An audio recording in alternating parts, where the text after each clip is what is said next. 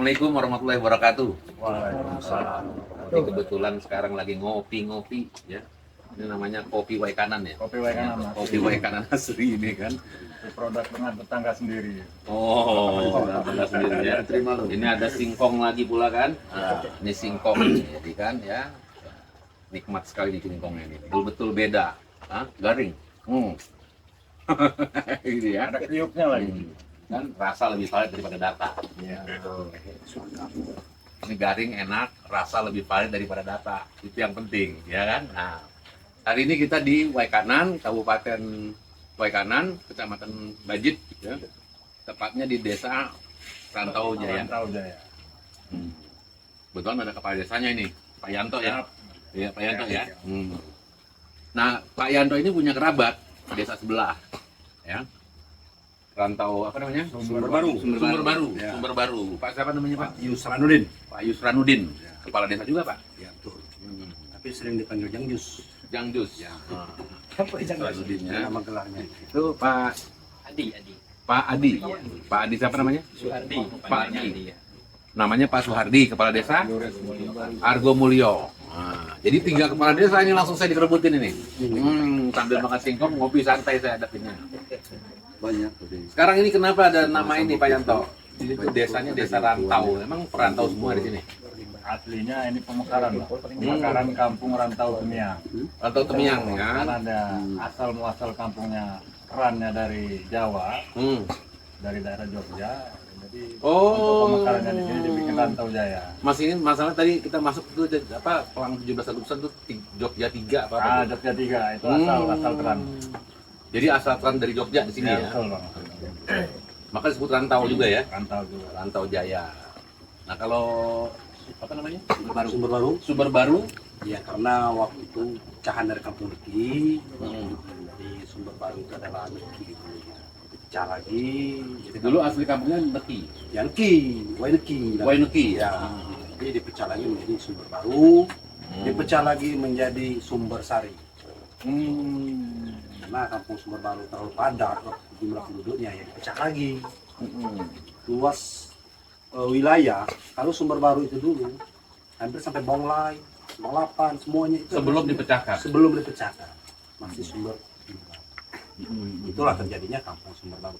Maunya serba baru gitu. Oh, kadang baru pemekaran ya. Ya, pemimpin juga harus baru. Iya, iya. Kacau juga. Kalau udah pemimpin baru ini kacau juga. Tapi 2024 ini memang presidennya memang baru. Baru. Gitu. DPR-nya baru juga.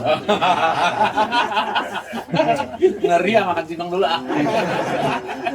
Ini enaklah makan singkong ya, daripada makan roti dalam mimpi. Daripada makan roti dalam mimpi. Iya. Coba Mas Kades yang satu, Ya. coba di mana? Argo Mulyo, Pak. Argo Mulyo. Gumul ini sebagian dari tran dari Jawa Tengah. Jawa Tengahnya pun di. Ada Muntilan, itu ada dari Jawa Timur ada. Oh. Terus ada lagi nanti kita kedatangan dari suku Semendo ada. Terus Mendol. Iya, tran semua. Hanya Argo Mulyo karena masyarakat dari Jawa Tengah semua. Nah kalau panjenengan kan kepala desa di Argo Mulyo, sebagian kan ada suku Semendo. Suku Semendo itu sebenarnya suku apa? Ini Pak Yanto Pak ya. Hah? Dia teranan juga dari Sumatera Selatan. Oh. Ini rumahnya Pak Yanto. Ya, tapi kan melekat sekali ya hukum adat Semendo ya di Lampung ini kan. Sudah banyak. Oh. Jadi peran juga ya. Kalau di Banjir ini ada yang namanya Kampung Tua. Kampung Tua. Kampung ini berapa? Cukup Batu. Kampung Tua. Melangas Siamang, Rebang Tinggi, Ya, tiga kampung Tua. Tua. Kampung Tua yang dominan dari suku-suku Semendo. Dominannya dari suku Semendo ya. Jadi masih pacak-pacak nian lah ya. Iya. Tahu. Bacaan Ka'bah pokoknya Bang. Bacaan Ka'bah. Apa dia tahu kan gitu. Ya itu kalau ini dari Medan ini. kepala kabuk kening singkong. Nah, artinya Ya, tundasnya kan keluar. Oh, itu lihat lah. Jadi keluar. Ada dari Medan ini. Dari Ini dari Medan itu batu bara. Nah, terus ini kan 3 desa nih sekeliling kita nih ya. Teman-teman kita ini lagi pada berkunjung tempatnya Pak Yanto nih. Pak Yanto baru dilantik sebagai kepala desa kemarin. 2013. Sampean kapan tampilnya? 2021 bulan 6. Bahkan Sama dia dulu. berarti 9 tahun lagi masih. Ya, salah. Kalau Harapan saya 9 tahun ini. Oh, bareng tahun. Enggak 9 tahun katanya. Iya, 9 tahun. Yang benar gimana putusannya? Katanya tinggal bacakan aja tuh bang. Bacakan Nggak tahu ya, bacakan apa. ketuk palu bang. Oh, Kalau ketuk informasinya palu. belum ketuk palu. Kalau sementara ini masih 6 tahun. Oh, sementara ini masih 6 tahun. Karena kalau saya sama Pak Yanto ini satu angkatan juga. Satu level. Nanti juga kemarin. Oh. Dulunya dia seleting saya juga. Oh, Ya. 2 kali, 2 periode. Dia PAW. Oh, PAW. Iya, iya, iya. Nah, 3 desa ini penduduknya apa ininya? Kegiatan sehari-harinya apa? Kalau di Argomulyo mayoritas petani, Petaninya. Tani apa? petani sawah, persawahan. Oh, padi ya. Kan masuk kompleks di Argomulyo sawah-sawah. Oh. Dan Tojoyo juga begitu, banyak juga masyarakatnya di petani. Iya. Di sini di apa? Rantau Jaya ini apa? Sama mayoritas petani sawah, sama petani kopi. Petani kopi sama petani sawah. Kalau di sumber Sumber baru. baru Ya, hampir mayoritas padi, kopi. padi. Ada juga yang beternak ikan. Baru mulai kalau ikan ini. Karena air kita itu berlimpah ruah kata orang. Banyak Walaupun sumber. lagi musim kemarau ini. Iya, enggak kemarau-kemarau enggak. Sumber. Irigasinya kita itu ada 2 irigasi. Hmm.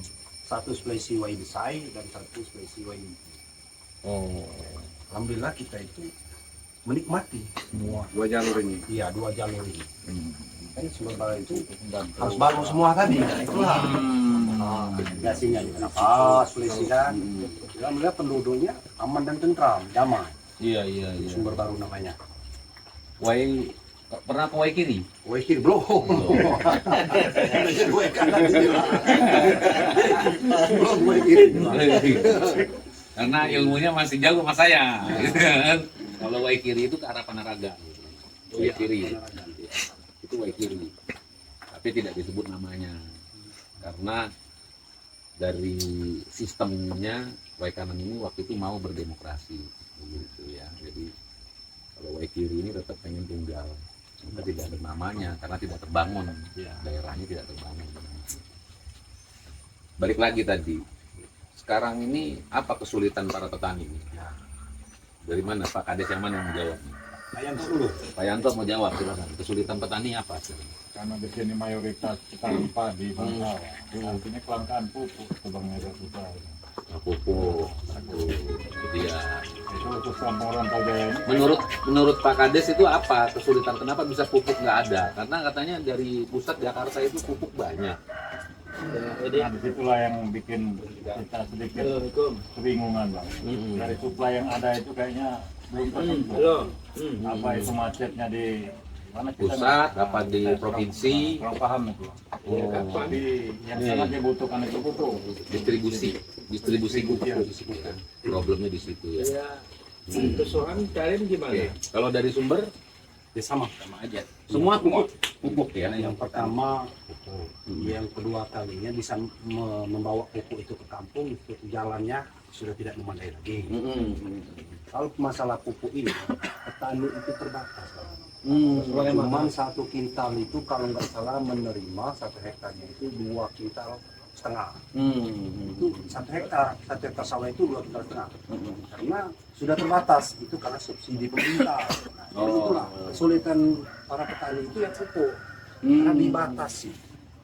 Inilah yang sekarang ini kelangkaan pupuk ya alhamdulillah kadang nggak bisa pupuk ya, ini karena menjerit karena nggak ada pupuk ini. Kita ini harus menyampaikan aspirasi ini kemana, jadi kita bingung. Paksa kepala kampung itu yang jadi sasaran. Jadi pendistribusian ya, pendistribusian pupuknya nih yang repot ini sekarang. Iya. Dan juga itu keterbatasannya bang, karena itu ditarget 2 Target. kintal setengah. Sedangkan beliau ini 1 tahun itu para petani itu lebih dari sana bang. 1 hektar itu hampir 1 ton pupuknya. 1 ton. Kalau mau hasil. Mau hasil. Kalau nggak mau hasil tadi ya 2,5 kintal hasilnya. Gitu. Jadi dipatok. Jadi 2,5 kintal Iya. per hektar. Per hektar. Karena saudara Ika itu paham betul itu tentang pupuk, niagaan pupuk. Gimana Pak Eka? Iya. Kalau untuk petani kopi karet itu nggak dapat urea Pak, Oh, cuman poska aja. Poska ya. Kalau petani ya, petani padi ya. Bukan. Petani Kopi. Kopi. pertanian, ya, Kopi kopi. sama karet. Sawit. Yang dapat urea itu pajele, padi, jagung, kedelai. Oh. Padle tadi. Iya. Itu. Inilah masih ada klaster-klaster nih yang menyebabkan adanya anak tiri dan anak kandung gitu ya. Jangan, kan? jangan. Soal tanamannya apa dan sebagainya ini persoalannya di situ betul. Terus masalah jalan gimana jalan? Ini kan Lampung terkenal kan jalan nih masalahnya. Ya kan? Jalannya keren nggak kita? Oh, lumayan. Kalau untuk off-road ini pas benar. Ini bukan jalan keren off-road berarti bisa dibuka daerah wisata untuk off-road Oh dong iya, kalau bisa. gitu. Bagus ini untuk off-road. Enggak, itu kan tadi kan saya lewat ya. Dari Bukit Muning kita ya. Iya, Dari dari Bukit Muning itu jalannya nggak separah waktu saya ke Lampung Timur ya. Memang parah itu, banyak yang parah sekali. Lubang apa segala macam ya. Bahkan mesin bisa pisah dengan mobil. Itu kan. Nah, kalau di sini masih ada ketemu batu-batu yang begini nih, batu-batu keras ya. Onderlah. Apa namanya? Onderlah. Onderlah ya, dan tipikal onderlah. Jadi batu-batu yang sudah mengeras. Nah, tidak aspal. Apakah jalan seperti ini semua? Alhamdulillah seperti ini semua kayaknya. Udah mulai begitu ya. Kalau dulu Kalau dulu ya mungkin lebih dari sini. Tapi masyarakat itu sudah ya kadang nambah lebih salah swadaya ya. Gotong royong setiap minggu masyarakat. Ya, Hmm. karena yang memakai jalan itu adalah masyarakat. Jadi terpaksa swadaya setiap Tapi minggu. ada juga saya sebagian ketemu jalan yang aspal murni. Ada. Kayak Sumber Baru itu baru tersentuh 2 kilo. Yang hot mix tadi dilewati. Iya. Setelah selanjutnya itu belum. Oh. Untuk Kecamatan Iya, Bajin iya. ini yang pastinya infrastruktur jalan itulah itu. Yang terpenting nih infrastruktur jalan lah sekarang ya masih ya. Karena Iya. kan kondisinya itu juga membantu untuk hasil tani, Iya. ya kan, pekerjaan masyarakat, sehingga ekonomi dapat tertunjang Iya. gitu ya. Maksudnya begitu kalau di sela pupuk dan sebagainya juga bisa dengan apa jalannya infrastrukturnya harus baik. Gitu.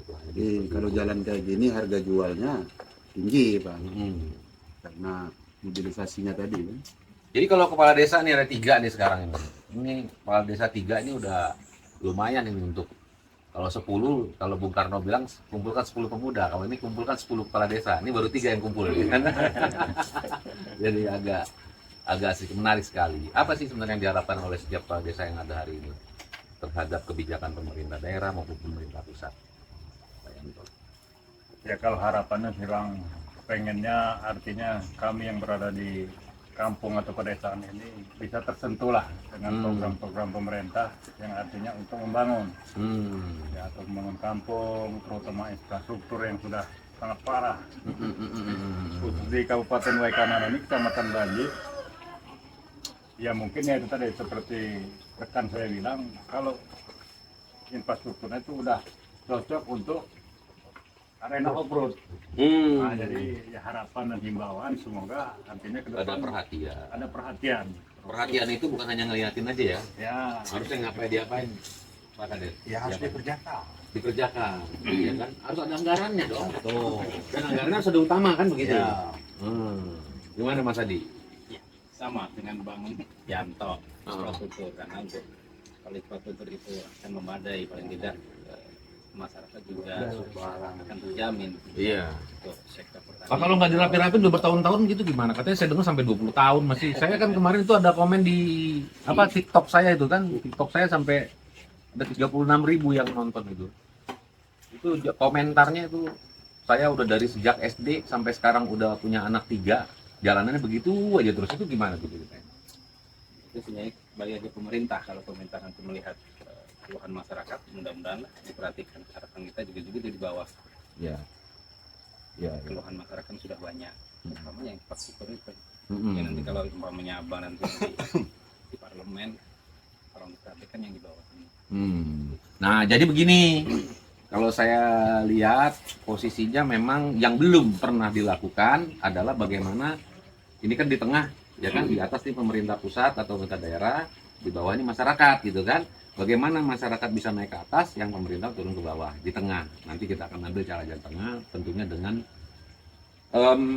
mengeksaminasi daripada posisi hukum hak daripada masyarakat gitu kan. Bisa melalui tuntutan, bisa melalui pertanyaan ya kan, atau himbauan.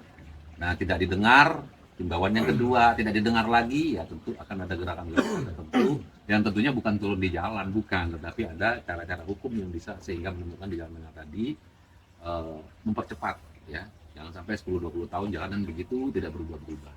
Seperti itu. Saya kira obrolan yang sore hari ini sangat luar biasa ya, sederhana saja, simple. Memang kita datang jauh tujuannya untuk mengetahui, melihat di perjalanan tadi, kemudian juga termasuk ngobrol dengan para kepala kampung, kakam ya, kepala desa, Pak Lurah, apalah namanya itu ya.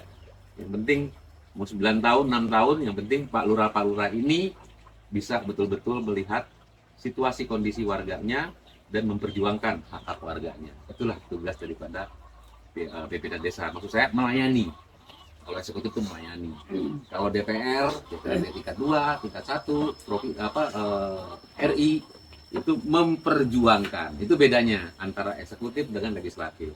Kalau legislatif memperjuangkan, kalau eksekutif itu melayani. Jadi kalau lihat pelayanannya kurang, maka kepala desa harus ada satu gerakan. Yang mudah-mudahan nanti kumpulan kita akan dapat ya memecahkan atau mencari solusi yang terbaik. Demikian, wassalamualaikum warahmatullahi wabarakatuh. Waalaikumsalam.